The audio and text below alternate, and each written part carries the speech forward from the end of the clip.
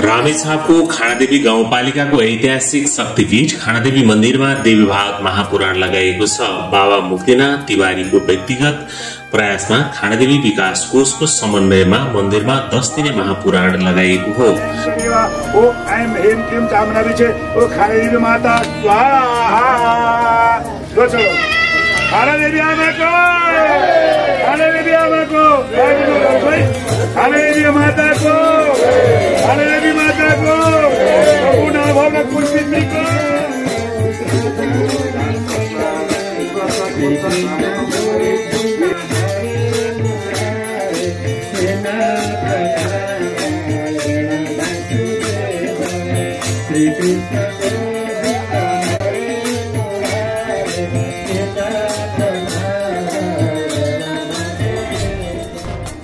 महापुराणको सांघिक भव्य कार्यक्रम गरी सम्पन्न गरिएको छ।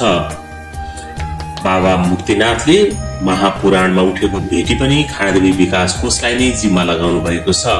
खानादेवीलाई पौराणिक मन्दिर मानिन्छ।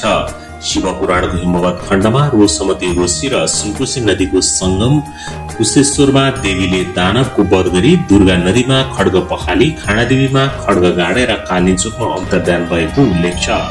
खानादेवीले वैशाख शुक्ल षष्ठी तिथिको दिन वृत्तासुर दानवलाई वध गरी खाडो पखालेर खानादेवीमा गाडेको देवी भागवत महापुराणमा उल्लेख रहेको बाबा बताउनुहुन्छ। खानादेवी माताको महिमा निकै ठूलो भएको उहाँको भनाइ छ।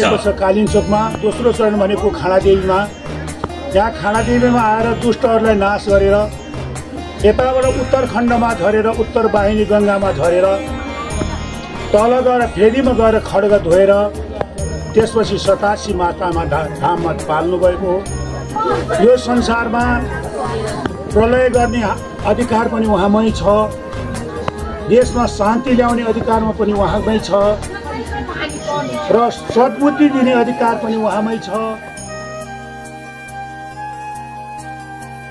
देवीले गाडेको खड्ग अहिले पनि खानादेवी मन्दिरमा रहेको छ। सो खड्ग र देवीको दर्शन गर्न देश विदेशबाट मानिसहरू खानादेवी पुग्ने गर्दछन्। खानादेवीलाई भाकल गरेपछि मागेको कुरा पूरा हुने र मागेको कुरा पूरा भएको कारण भाकल पूजा लिएर मन्दिरमा आएको दर्शनार्थीहरू बताउँछन्।